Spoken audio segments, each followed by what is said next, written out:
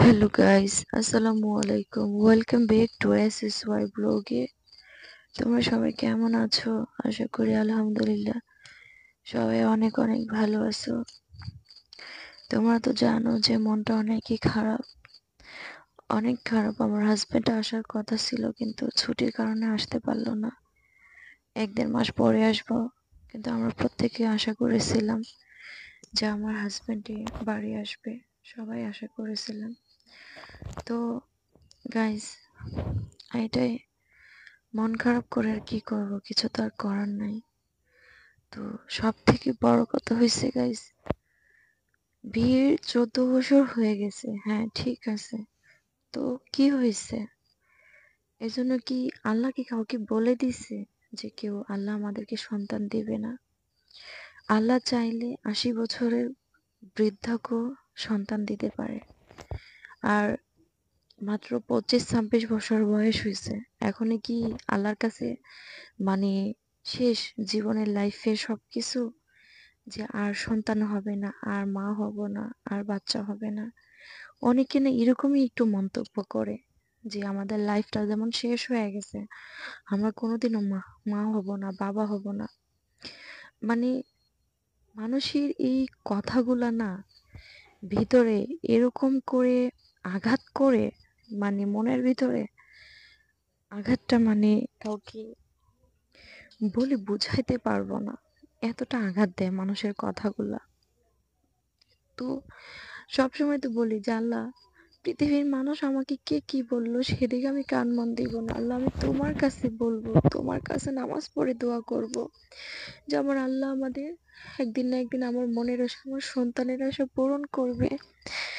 পৃথিবীতে তো আরো অনেক মানুষ আছে বলো, অনেকে আছে, আমি ইউটিউবে দেখি, নেটে দেখি, অনেকে মা হতে পারবে, বাবা হতে পারবো, তারপরেও একটা এতিম বাচ্চা আইনা লালন পালন করে, ভালো লাইফ স্টাইল দেয়, ভালো জীবন যাপন দেয় তাদের। তো আল্লাহ যদি আমাদের প্রতি এরকমই নারাজ হয়ে থাকে যে আল্লাহ আমাদেরকে সন্তানই দিবে না, তাহলে আমার আশা যে আর 2-3টা বছর দেখে তারপরে আমি একটা বাচ্চা নিয়ে আসবো। যেমন কারো বাবা নাই, কারো মা নাই, এরকম এতিম বাচ্চা আছে না, ওরকম নিয়ে আসবো। কিন্তু তার আগে যখন মানুষগুলা আমাকে খুবই কষ্ট দিয়ে কথা বলে, ওই কথাগুলি না আমি একদম নিতে পারি না। আমি একদম মানে নিজের মনটা ভেঙে একদম টুকরো টুকরো হয়ে যায়। কি আর তোমাদেরকে বলবো। তো চেষ্টা করি যে মানুষের এই কথাগুলো সহ্য করার জন্য, কিন্তু পারি না গাইস। মনটাকে শক্ত করে রাখতে পারি না। মনে হয় যে লাইফটা, জীবনটা জানি কেমন মিথ্যা, সবকিছু মিথ্যা। আল্লাহ কেন পৃথিবীতে পাঠাইছে যদি সন্তানের সুখী না দিতে পারে? মনে হয় যে সবকিছু মিথ্যা।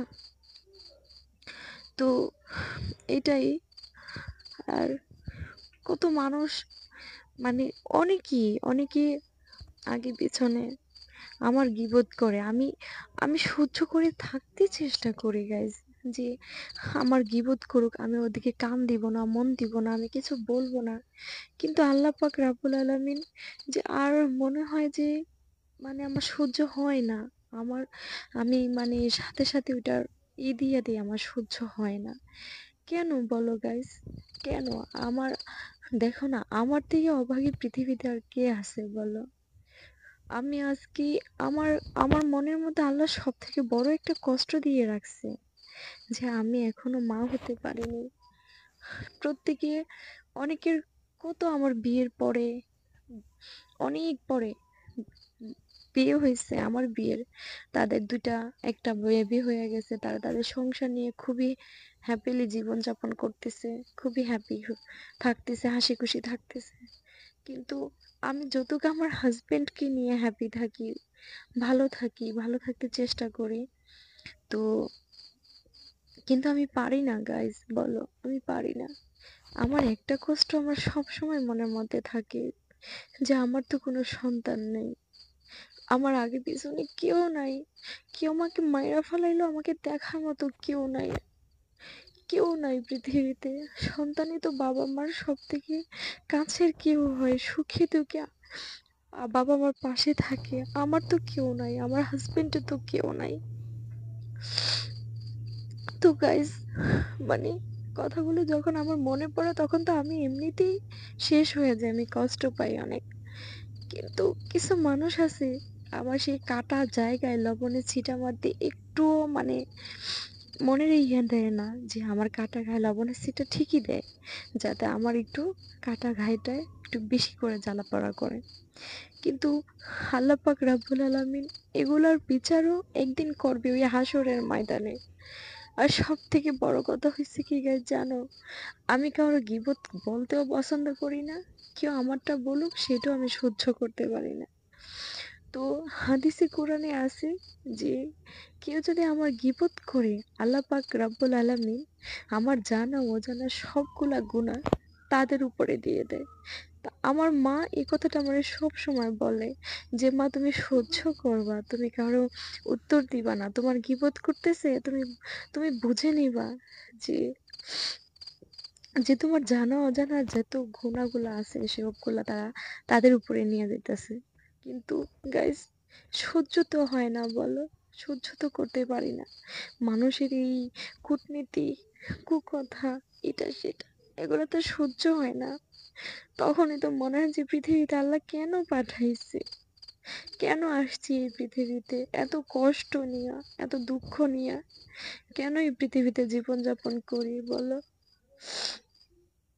মানুষ আমাকে সহানুভূতি দেখাইব দূরে থাকুক, কিন্তু মানুষ আমাকে নিয়ে সমালোচনা করার শেষ থাকে না। যে মানুষ কথায় আছে না, যাকে অসহায় পায় তাকে যেভাবে যে পারে সেভাবেই তাকে মানে অত্যাচার করে, ঠিক আমারও আমার সাথে ঠিক ওরকমই হয়। তো একদিন আল্লাহ তাদের বিচার অবশ্যই করবে। তো তোমরা সবাই আমার জন্য দোয়া করো। ভালো থেকো, সুস্থ থেকো।